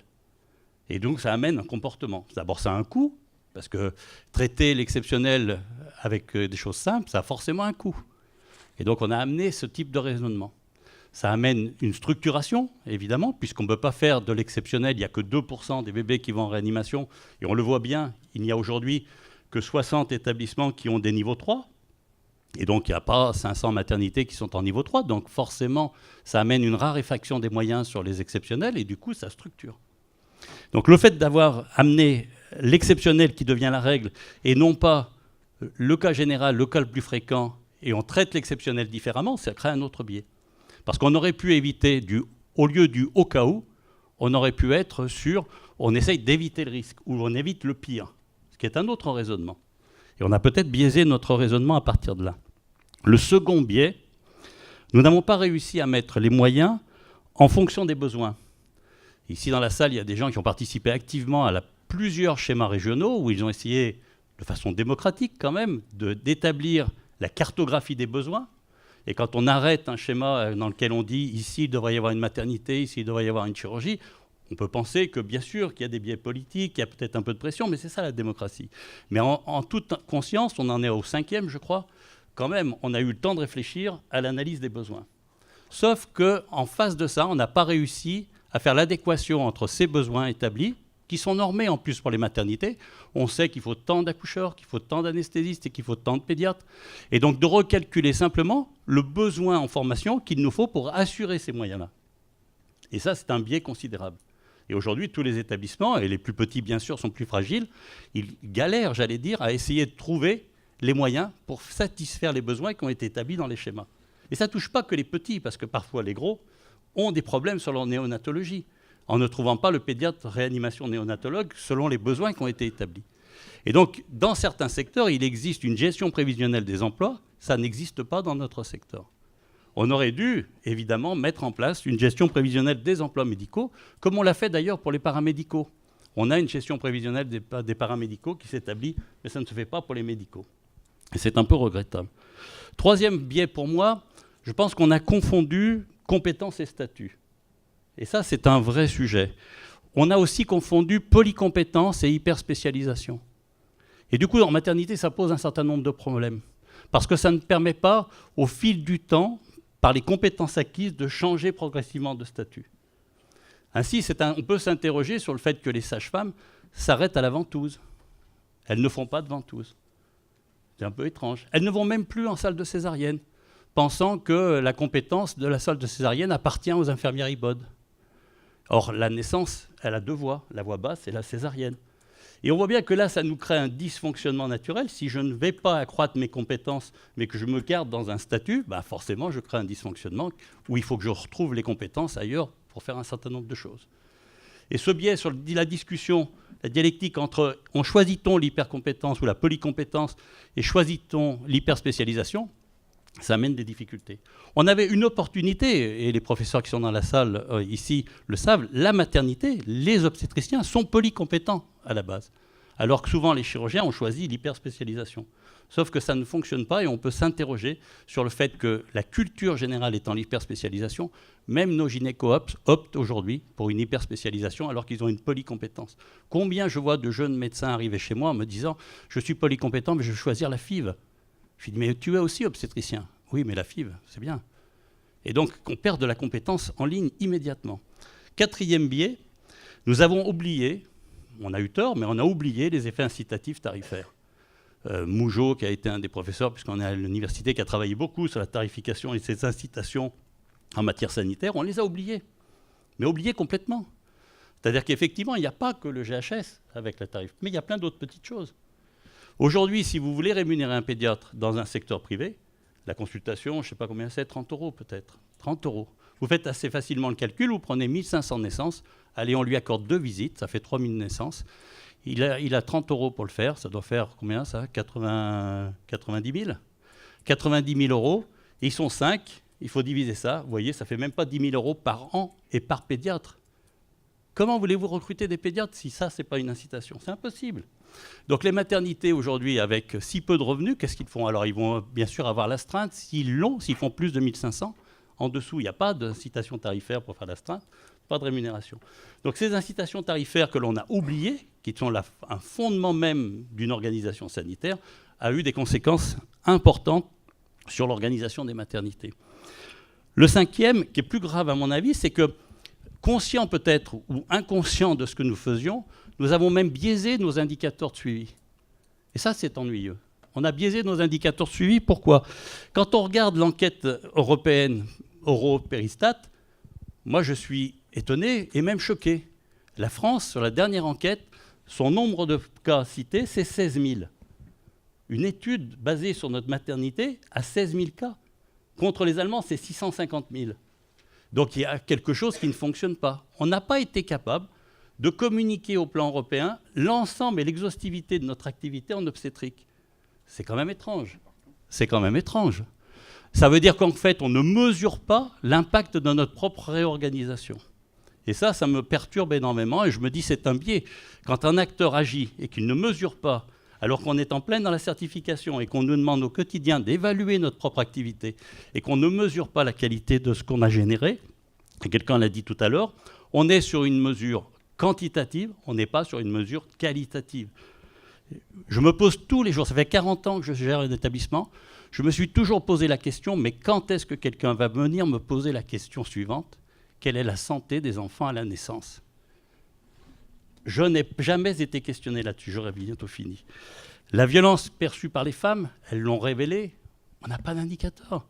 On ne sait pas quelle est la satisfaction et la violence. C'est quand même triste qu'elles soient obligées de faire un article ou un livre pour pouvoir dialoguer avec nos praticiens. Ces dysfonctionnements, pour moi, autour de l'accouchement, amènent les patients en fait à en payer le prix fort. On le voit, les déplacements 80 km, c'est long. Et accoucher dans la rue, c'est douloureux. On ne devrait pas, en 2019, être dans cette situation. Donc il n'y a pas une logique d'amélioration en posant aussi des questions simples. Si la distance s'accroît, on pourrait poser la question. Quelle est la bonne date de départ pour la maternité? Les professeurs de médecine qui sont autour de la table pourraient nous le dire. Doit-on attendre qu'elle ait rompu sa poche des os ou doit-elle partir 8 jours avant? Et du coup, ça pose une question. Alors qu'on fait une campagne pour baisser la durée de séjour, faut-il la réaugmenter en les faisant venir plus tôt avant ou plus tôt après? Faut-il encore... Qu'est-ce qu'un accouchement programmé? Combien en avons-nous et quels sont les résultats sur la santé des mères et la santé des enfants? Quelles sont les causes des décès maternels, qui sont essentiellement, je crois, l'hémorragie de la délivrance et l'embolie amniotique? Combien de services d'obstétrique sont aujourd'hui capables d'emboliser sur site? C'était ça l'objectif, d'emboliser sur site, pour éviter les décès maternels. Et quelles sont les véritables vérités sur la césarienne? Toutes ces questions qu'on devrait se poser autour du thème de la maternité mériteraient quand même qu'on ait un champ d'une réflexion sans tabou, sans dogme, et c'est pour ça que l'université du management, du change management nous permet de dialoguer là-dessus. Je pense que depuis 1998 où je suis toujours dans l'interrogation. Et ça m'a questionné énormément après 40 ans de carrière. Merci beaucoup. Merci beaucoup pour ce parler vrai et surtout la liste des arguments sur lesquels je ne reviendrai pas. Simplement une information, c'est qu'on a un outil Statistique France qui est semi-privé, qui s'appelle Audipog, C'est-à-dire que les chiffres peuvent être donnés sur 60 000 naissances, mais avec les limites que ça peut avoir. Mais c'est un outil qui mériterait un soutien. Et justement, puisque tu nous posais la question des chiffres, je vais donner la parole à Patrick Olivier, qui est responsable et qui a rédigé un rapport pour la CNAM, et j'espère qu'il va nous faire profiter de chiffres que d'autres n'ont pas, pour qu'on puisse travailler plus efficacement sur l'avenir. Merci de votre intervention. Merci. Alors, je pense que je vais vous décevoir sur cette partie-là, puisque on a travaillé pour la CNAM, c'était une étude de la CNAM, donc on partira sur ce que la CNAM a dit de manière officielle, mais ce que je voulais apporter comme témoignage, c'est vraiment la vision pratique de tout ce qu'on vient de se dire. Je pense que pour agir, il faut comprendre, pour comprendre, il faut mesurer, et donc tout ce qu'on a pu dire aujourd'hui part de ça, c'est notre capacité effectivement à mesurer pour ouvrir le dialogue sur des faits et sur des indicateurs de résultats. Alors, deuxième slide, peut-être François. Je vais partir d'un exemple. Je vais faire en 3 temps un exemple concret d'un pays étranger qui a mené des programmes d'amélioration de la performance de son système de santé. En tirer en un slide quelques enseignements méthodaux, puisque comme le disait Pascal, on est aussi dans une université de formation, de voir un peu en quelques mots qu'est-ce que ça veut dire que de travailler ainsi, et puis ouvrir une perspective sur ce qui est possible de faire en France à partir des informations et des données qu'on possède, et notamment d'évoquer à ce titre-là le rapport et le travail qui a été fait pour la CNAM. Alors, je pars de l'exemple que je vais prendre, c'est celui de la Suède, et d'un programme suédois interrégional, quasi national, qui a mobilisé pendant aujourd'hui presque 5 ans des parties prenantes très variées, des corps médicaux, patients, sociétés savantes. Et selon un principe très simple, c'est nous allons mesurer la qualité de nos parcours de soins. Et quand je parle de parcours de soins, c'est le parcours de soins ville-hôpital, c'est-à-dire sur la durée, donc avec une observation et une description de ce qui s'est passé autour d'un acte pivot, qui est à l'occurrence une chirurgie, au long cours, et de se dire on va mettre en place des indicateurs selon 3 grandes catégories. La première, c'est les résultats en santé, donc à la fois les résultats cliniques, réhospitalisation, infection, hémorragie, si on prend le cas de la maternité. Un deuxième bloc qui est de dire finalement qu'est-ce que cette prise en charge a consommé comme ressources en termes de ressources de santé, donc nombre d'hospitalisations, durée de séjour, visite de sage-femme, visite de médecins spécialistes. Donc quelle a été en fait le recours au système pour un patient donné. Alors je ne l'avais pas dit au départ, mais on raisonne par patient. Donc c'est une vision non pas systémique, mais du parcours du patient. Et pour chaque patient, on mesure ces indicateurs. Et le dernier bloc qui est mesuré, c'est celui de la technique. Donc pour la maternité, c'est assez entre guillemets simple. On va regarder la césarienne en urgence, pas en urgence, épisiotomie, enfin tous les marqueurs clés de prise en charge. Et là, ce que vous avez, c'est et on va observer finalement ces parcours de patients par des unités d'observation qu'on choisit. Là, en l'occurrence, on prend, on va dire, c'était le groupement hospitalier, mais on pourrait très bien imaginer de grouper, de visualiser les patients par territoire, c'est-à-dire est-ce que c'est la prise en charge des patients du territoire qui a été performante et groupée par ce qu'on veut comme unité d'observation pour faire écho au débat de tout à l'heure sur le territoire ou l'hospitalocentrisme non pertinent. Et puis là, ce que vous voyez, c'est le tableau de bord qui est suivi par les ensembles des établissements dans le cadre de ce programme. Donc chaque colonne est un établissement, chaque ligne est un indicateur, et les couleurs sont assez simples. Il y a vert et rouge, en l'occurrence là il y a jaune qui est entre les deux, mais c'est vert et rouge. Vert, c'est votre indicateur est clairement au-dessus de la moyenne. Rouge, il est clairement en dessous. C'est pas l'écart à la moyenne, mais c'est cet écart. Et donc vous avez de manière très simple, pas au micromètre, mais de manière très, très caractéristique, est-ce que vous êtes meilleur ou pas que la moyenne. Et élément extrêmement important, c'est que, comme le disait Jean-Louis, il faut tenir compte du risque. Et donc, un indicateur n'a de valeur en soi que si on tient compte des conditions d'entrée et du risque de la patiente, en l'occurrence. Est-ce que ces comorbidités engendrent une probabilité de réhospitalisation plus importante, d'hémorragie? Et donc, un indicateur, pour qu'il soit pertinent et qu'il permette le dialogue, il doit être corrigé. Donc, il y a derrière tout ce modèle-là et cette plateforme qui a été développée dans le cadre de ce programme suédois, un ajustement au risque permanent des indicateurs. Vous avez l'indicateur brut et tout de suite vous pouvez le redresser. C'est-à-dire que vous tenez compte, vous revoyez toute la prise en charge et vous corrigez chaque indicateur des risques et des probabilités de risques affectés à chaque profil de patient. Donc ça permet d'objectiver ce dialogue et d'ouvrir en fait le débat sur le fond qui est l'organisation des soins et la manière dont le système s'est comporté pour un patient donné. Voilà, donc ça c'est une technologie qui est aujourd'hui disponible et qui permet de faire ça à grande échelle avec des grosses masses de données. Mais j'y reviendrai dans la dernière partie. Deuxième slide, très vite, pour dire, écoutez, si on veut aller dans cette démarche et concrètement vous donner les outils pour transformer, il y a 3 temps. Hein, il y a mesurer, bien sûr. Alors, il y a le travail, notamment, on prend l'exemple, il y a beaucoup de ces standard sets, comme on dit en mauvais français, qui sont issus de groupes comme iChom, et ça a été évoqué tout à l'heure. Donc, il y a un premier élément qui est effectivement de décrire, hein, de savoir ce qu'on veut mesurer. Donc il y a ce travail scientifique de recherche, de choisir les indicateurs qu'on veut avoir. Et puis d'aller au-delà il faut commencer par ce qu'on a, mais il faut aussi ouvrir le champ vers les indicateurs de résultats pour le patient. Donc il y a les deux grands types, mais celui de l'expérience, du résultat et puis de l'expérience. Celui du résultat est peut-être fondamental, c'est-à-dire est-ce que finalement ce que le système produit est conforme à l'attente et au bon résultat fonctionnel que voulait avoir le patient. Donc là, il y a des nouveaux recueils à créer. Il faut y aller de manière progressive, comme utiliser ce qu'on a déjà, mais il y a les résultats cliniques qu'on a, mais il faut peut-être en ajouter. Voilà. Et puis, non, juste je reviens.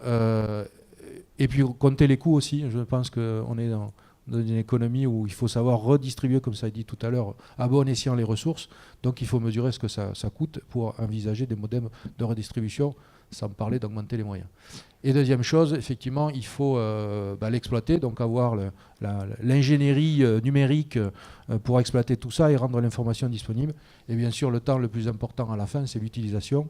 Qu'on parle d'une transparence entre professionnels, qu'on parle d'une transparence vis-à-vis des patients, je pense qu'à un moment donné, il faut que ceux qui sont concernés par un système aient les données et puissent partager sur ces données et agir en fonction de ce qu'ils observent. Voilà.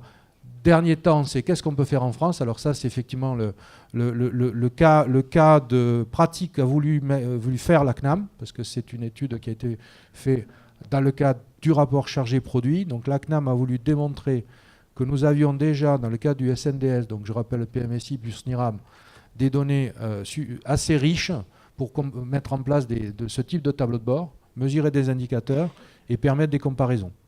Donc, et ajuster aussi au risque, c'est-à-dire qu'il y avait notamment dans le PMSI pour la maternité, qui est peut-être un cas particulier, mais on a énormément d'informations, suffisamment d'informations dans le PMSI pour faire ces modèles d'ajustement au risque. On est sur une vision populationnelle, hein, il ne faut pas ouvrir le débat de la précision pour le cas individuel, mais à l'échelle d'une population, statistiquement, il y a suffisamment d'informations pour produire ce genre d'indicateur. Donc, la technologie a permis, comme disait Jean-Loup, on a 800 000 naissances par an. Donc là, on a 800 000 naissances sur une année 2014 dans le SNDS. On peut observer les comorbidités 2 ans avant, c'est-à-dire aller repérer les risques du patient par une observation 2 ans avant, et observer les conséquences de l'accouchement 1 an après. Donc vous avez, sur une année de naissance, en fait, vous avez 3 années de recueil d'informations pour un patient, et on peut très bien, la technologie le permet, traiter ça en une fois, de manière à sortir des indicateurs sur l'ensemble des territoires pour l'ensemble des naissances. Et donc c'est ce travail qui a été fait. Et si on saisit ce qui a été officiellement donné, parce que la CNAM, pour cette raison de test, a choisi des indicateurs. Hein, le but n'était pas ouvrir d'une polémique, de montrer la faisabilité. Donc c'est le dernier slide. Vous avez et ça fait aussi écho à ce que disait Jean-Luc, qui est la comparaison européenne, puisque un des intérêts aussi, c'était d'être capable de comparer la France avec un autre pays, en l'occurrence la Suède, et de regarder quelques indicateurs. Donc vous avez le taux de réadmission à 12 semaines, vous avez le taux d'hémorragie, vous avez le taux de délivrance instrumentale, le taux de césarienne, qui ont été comparés entre 2 pays, sur la base à la fois de l'étude qui a été faite en Suède, mais aussi de ce travail qui a été fait sur les données 2014. Donc là, voilà, possibilité de le faire simplement, entre guillemets. Et puis deuxième chose, donc ça c'est la comparaison internationale. Et le deuxième volet, c'était de comparer les performances. Donc sur 2 sujets, on en a pris 2. Donc le taux de césarienne et le taux de réhospitalisation. Vous avez le taux brut classé par niveau de maternité dans les 2 cas. Donc vous voyez, c'est le diagramme de gauche. Mais quand vous le redressez du risque, c'est-à-dire que vous regardez quel a été le ratio entre l'observé et ce qui était attendu compte tenu de la patientèle des patients, et avec une vision calée sur l'historique, en fait, sur les pratiques moyennes des établissements, vous voyez une autre distribution. Donc, de manière très simple, hein, quand sur la césarienne, et ça ne porte pas au débat de c'est bien, c'est pas bien, c'est juste une observation de fait, vous avez un taux de césarienne observé sur réalisé qui est supérieur, enfin qui décroît en fonction du niveau de la maternité. Donc maternité de niveau 1, on est supérieur à 1, maternité de niveau 3, on est inférieur à 1. Donc on a un recours à la césarienne à un risque donné qui est moins fort dans les maternités de niveau 3 que dans les maternités de niveau 1. C'est pas officiel, mais c'est assez... Enfin ça c'est officiel, mais c'est un peu aussi lié à la taille, puisqu'il y a quand même une certaine corrélation entre les deux. Voilà, et vous avez la même chose pour le taux de réhospitalisation. C'est-à-dire, de manière factuelle, le taux de réhospitalisation est plus fort, enfin décroît en fonction de la taille et de la technicité. Donc ça, c'est une observation, ça ne porte pas conclusion. Tout indicateur doit être couplé avec un autre, donc il y a un débat, notamment, on citait l'ODIPOG, mais il y a des travaux qui ont été faits aussi par ces organismes-là. Donc voilà. On a accès à toutes ces données ? Les données de l'étude ne sont pas accessibles puisque c'est la propriété de la CNAM, ça, c'est la CNAM qui les a faites. La capacité à refaire, elle est tout à fait possible. La CNAM on peut les avoir si on le demande à la CNAM ? Ça a été publié, les indicateurs ont été publiés dans la publication. Après, aujourd'hui, je vous dis, c'est pas, notamment on parlait du FData Hub, la capacité aujourd'hui à mettre en place ce genre d'applicatif pour utiliser de manière routinière une base de données comme le SNDS est tout à fait possible. Là, on n'est plus dans la science-fiction technologique, on est dans l'application. Donc si demain on décide de mettre en place un tableau de bord et qu'on décide quel indicateur on va y mettre, après c'est là où est la vraie décision, hein. C'est tout à fait possible de le faire sur des bases de cette taille-là. Voilà. Alors, je vous remercie. Merci. Je voudrais juste revenir un mot sur ces chiffres qui sont importants. Premièrement, c'est qu'un indicateur isolé n'a pas de valeur s'il n'est pas enrichi. Et je voudrais bien le signaler. Et deuxième notion, quand même, je suis gynéco-obstétricien, c'est pas paradoxal d'avoir plus de césariennes dès lors qu'on a une pathologie quand on est dans une maternité de niveau 1 que dans une maternité de niveau 3, où on a un environnement Doppler, écho, possibilité de surveillance qui permet d'accepter un risque potentiel plus long sans risque pour l'enfant, ce qui n'est pas possible dans une maternité de niveau 1, et il faut faire la césarienne. Donc voilà, c'est pour ça que je ne rentre pas dans les détails, mais il faut y rentrer, comme on dit, concrètement. Alors, on prend 2 questions, parce qu'après, il y a d'autres tables rondes, et n'oubliez pas qu'on aura une journée complète le 20 juin où on pourra reprendre tout ça. Merci, allez-y. Oui, bonjour Jacques Atton. Je suis chirurgien orthopédie, je ne suis pas du tout obstétricien. Enfin, je suis membre de l'Académie de médecine et de chirurgie, donc j'ai quand même une petite pratique scientifique. Moi, ce qui m'effraie, et le seul mot qui n'a pas été prononcé depuis ce matin, y compris sur cette table ronde, c'est le mot de registre. Ce qu'on est en train de faire, c'est l'apologie du registre. Le problème en France, c'est on n'est plus crédible sur le plan scientifique, parce qu'on n'a pas de registre. Et l'assurance maladie est en partie responsable de cette problématique de l'absence de registre parce qu'elle refuse un certain nombre de critères qui pourraient être utilisés pour faire les registres, comme la communication de numéro de sécu. Non, il ne faut pas nous raconter des salades, on sait comment ça marche. Aujourd'hui, si on veut avoir des données, effectivement, il faut aller chercher les données avec les données du SNIRAM. Et obligatoirement, avec les données du SNIRAM, on a des données très intéressantes. Par exemple, au niveau de la NSM, avec les dispositifs médicaux implantables sur les prothèses du genou, les prothèses d'hanche, par exemple, on a un certain nombre de données, mais on ne peut pas avoir toutes les données si les registres ne sont pas remplis par les médecins. Et la seule façon, aujourd'hui, mais les médecins sont aussi responsables de ça, parce qu'il y a beaucoup de médecins qui disent pas d'argent, pas de registre. Donc si on ne nous paye pas pour implémenter les registres, on ne va pas remplir les registres non plus. Alors, prendre l'exemple de la Suède qui, depuis les années 70, ont des registres dans toutes les pathologies. Puis c'est facile en Suède, ou au Danemark, il y a 5 millions d'habitants, c'est grand comme la région Rhône-Alpes, donc c'est assez simple. Sur la France, qui a un peu plus d'habitants, c'est un peu plus compliqué. Donc aujourd'hui, il faut absolument que l'assurance maladie, ou que le gouvernement, ou que quelqu'un prenne une décision pour dire on va coupler la tenue du registre avec le remboursement de l'acte. Pas de remboursement de l'acte si le registre n'est pas rempli. Voilà ma question. Messieurs. Alors, 200% d'accord avec votre remarque. On a pris la maternité, c'était l'exemple test, parce qu'effectivement, il y a beaucoup de choses qui sont déjà dans les bases médico-administratives. Dès qu'on va sur d'autres pathologies, les registres sont fondamentaux. La Suède a effectivement une longue histoire des registres et de plus en plus aussi sur les proms. Donc, dans le temps imparti, ce n'était pas forcément possible d'en parler, mais avoir une politique des registres qui soit une politique incitative, ça me paraît fondamental dans ce qu'on doit faire en France. Voilà, et aujourd'hui, je n'ai pas l'impression que... Il y a des débuts, il y a beaucoup de choses qui ont été faites, mais vous avez raison d'aller plus loin. Et là aussi, la technologie, elle existe. Hein, on sait mettre en place des plateformes, on a parlé d'iChom aussi. Voilà, on sait collecter de la donnée auprès des patients et on sait tenir ces plateformes. Et on sait les rendre attractives pour le médecin, parce que les registres, si c'est il faut que ce soit probablement rémunéré, c'est à débattre. Mais à mon avis, il faut que ce soit surtout utile à la pratique. Est-ce que je sais comparer mes prises en charge sur le dernier mois? Est-ce que j'ai un indicateur qui a varié? Est-ce que dans les indicateurs de pratique validés par les professionnels, j'ai eu une modification? Et est-ce que je peux aussi peut-être enrichir mon dialogue avec le patient autour de ces indicateurs-là ou avec mes collègues? Donc ça, c'est aujourd'hui un registre, il faut qu'il soit vivant, il faut qu'il soit utile au quotidien. Et là aussi, c'est un élément important dans l'effort de numérisation dont on a parlé tout à l'heure, que d'être aussi capable d'accompagner la mise en place de ces registres. Merci beaucoup pour cette question. Une dernière question, courte.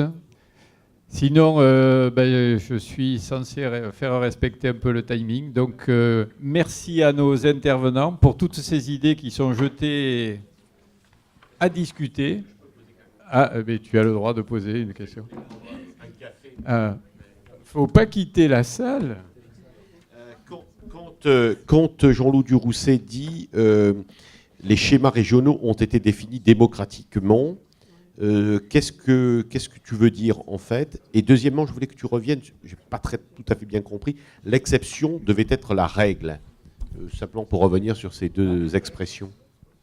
Je n'ai pas dit qu'elle devait, c'est qu'elle était la règle. Oui, l'exception était la règle. Oui. Qu'est-ce que tu veux dire par derrière? D'abord, les schémas. Alors, c'est une démocratie relative, mais c'est quand même une démocratie. C'est-à-dire que depuis le temps qu'on fait des schémas, on a vu une évolution. Moi, je me souviens encore du temps où je ne connaissais pas mes collègues de l'hôpital public. Et les schémas régionaux, leur première élaboration, m'a permis de les côtoyer. J'ai été dans des conférences de territoire, rassemblés, publics, privés, associatifs. On a échangé et on nous a dit, voilà, vous avez un mois et il faut réfléchir aux urgences. Et donc les acteurs professionnels ont été amenés à un débat entre eux, à essayer de faire quelque chose et de prouver qu'à la fin, on n'était pas incapable de proposer quelque chose. Et puis on nous a dit, mais ce n'est pas le tout ça. Vous allez être confronté votre propre projet, on va le soumettre à des acteurs extérieurs, à des élus, à des citoyens lambda. Ils vont venir vous contrarier sur votre propre principe. Du coup, il y a eu des réajustements qui se sont faits. Pour moi, c'est ça la démocratie. C'est-à-dire des ajustements successifs et pas l'imposition d'un directeur d'agence qui dit « j'ai pensé le schéma et je vous le donne tel quel ». Ça n'a jamais été ça. Et donc, c'est un vrai débat qui a eu lieu sur qu'est-ce qu'on fait, comment on organise les soins, quels sont les réseaux qu'on met en place. Oui, et alors Et alors, quand on a eu fini ça, je donne un exemple très concret, sur la région Bourgogne-Franche-Comté, on me dit « voilà, il serait bon de créer un établissement de soins de suite à Montbéliard ». Je dis « pourquoi pas ?» Et je dis à Montbéliard, combien il y a sur la Bourgogne-Franche-Comté de médecins en formation en réadaptation fonctionnelle? On me dit « il n'y en a pas ». Je dis il faudrait qu'il y ait adaptation quand même du besoin que vous avez quantifié avec l'organisation de la formation, de manière à ce que dans 2 ans, à l'ouverture du site, je ne sois pas en train de courir partout dans la région pour déstabiliser mon collègue qui a déjà des soins de suite, ou d'aller dans une autre région pour déstabiliser. Et ce lien-là n'a pas été fait dans les schémas. Ça n'a jamais été fait. Et du coup, on est en difficulté historique. Non, c'est ça. Parce qu'en fait, non, mais d'accord, mais l'explication, moi, ce que je ne comprenais pas, c'est ce que tu voulais dire par derrière. En fait, je comprends ce que tu veux dire. Tu veux dire qu'il y a eu des débats démocratiques, ils n'ont pas été respectés. C'est ça que tu veux dire ? Non, ils ont été respectés sur l'élaboration du besoin. Ils n'ont pas été complétés par l'élaboration des moyens. Il aurait dû avoir le même débat démocratique sur les moyens, en disant on réunit les professeurs d'université, on réunit les professeurs de spécialité. Je comprends mieux, non, ok, je voulais te demander de préciser. Et qu'est-ce que tu veux dire quand tu dis l'exception était la règle? Alors, l'exception était la règle, c'est-à-dire que je fais du vélo, par exemple. Je dis, sur mon vélo, il y a un risque de crevaison. Donc je dis, ça c'est une exception, je vais en faire la règle. C'est-à-dire je pars avec une remorque dans laquelle j'ai prévu 3 roues de secours, des chambres à air en relais et 10 pompes. Parce qu'au cas où la pompe tombe en panne, je vais gérer ça. C'est sûr que je ne vais pas gagner l'étape du Tour de France.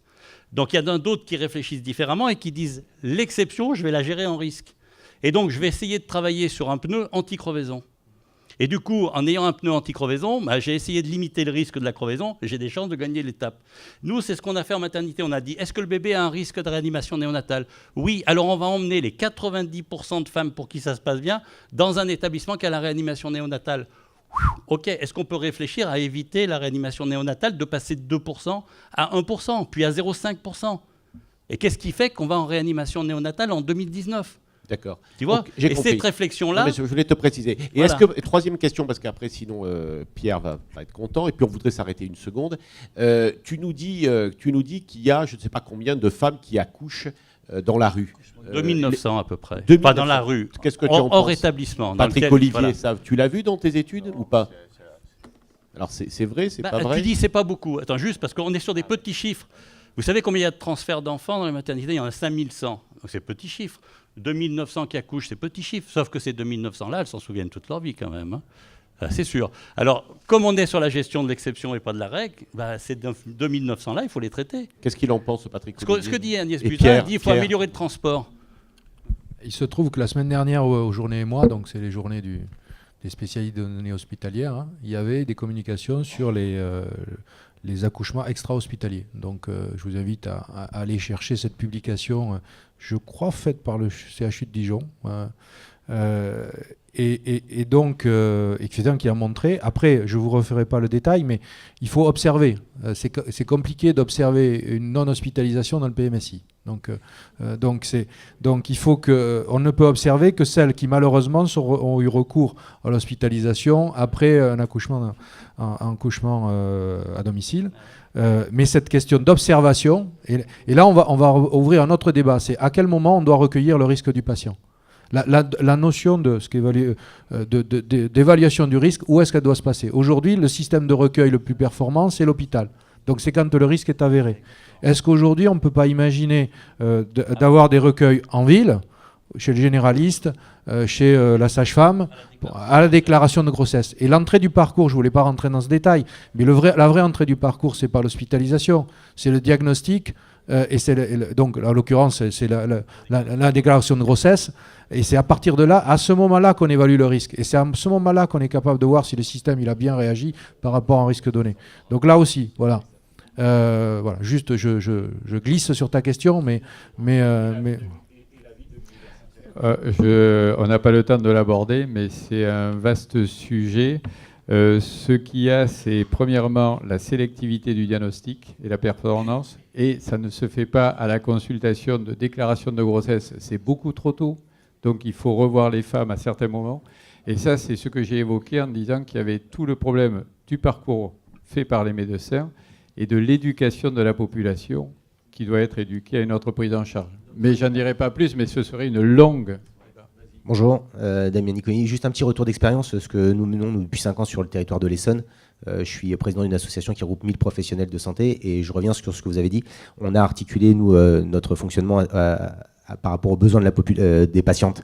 Et en fait, au bout de 5 ans, ce qu'on a mis en place, c'est qu'on a fait face à un nombre de fermetures de maternité exponentielles et qu'aujourd'hui, on est face à une autre problématique, c'est qu'entre le privé et le public, vous avez une offre qui est difficile, dans le sens où les établissements publics sont à flux tendu, avec des maternités qui sont autour de 5500 accouchements par an, et des petites maternités du privé qui sont au bord du gouffre, parce que eux, derrière ça, ne proposent pas la même offre, étant donné que les locaux sont neufs dans les établissements publics, ce qui n'est pas le cas des maternités souvent de niveau 1, et qu'on est face aussi à un tissu libéral qui était compliqué. Donc en fait, on a créé le premier projet de périnatalité, je pense, de France, où on a 75% des sages-femmes du territoire et des 30% des médecins généralistes qui sont adhérents. On a créé, on s'est servi d'un outil numérique que nous avions créé sur l'Essonne, qui se déploie maintenant sur toute la France, mais qui nous aide. Et on a travaillé avec la CEPAM, qui a intégré notre association sur les discussions et sur le relais du Prado, avec aujourd'hui, pour faciliter le travail des équipes en maternité, une plateforme qui est disponible 7 jours sur 7, 24 heures sur 24, qui évite les reconvocations des patientes, qui permet également une orientation ciblée en fonction dès la prise en charge, pas forcément sur le type 3 qui est censé, qui ne peut pas faire que de la pathologie, mais qui ne peut pas faire non plus toutes les césars, enfin toutes les prises en charge toxiques. Et donc c'est d'orienter au mieux les patientes pour que justement il y ait un équilibre qui se fasse sur le territoire en fonction des fermetures des maternités, et qui aujourd'hui est un vrai problème. Même si je pense que la nature est horreur du vide, on est face à un alignement de planète, c'est une baisse de la natalité qui, à mon avis, va soulager le système, parce qu'on le voit depuis le début de l'année. Je ne sais pas si c'est le cas sur toute la France, mais nous, sur notre territoire, c'est des endroits où il y a jusqu'à moins 40% d'accouchements sur certaines maternités et sur le territoire francilien. Voilà. Merci. C'est juste un petit Merci beaucoup. Voilà encore notre beau projet.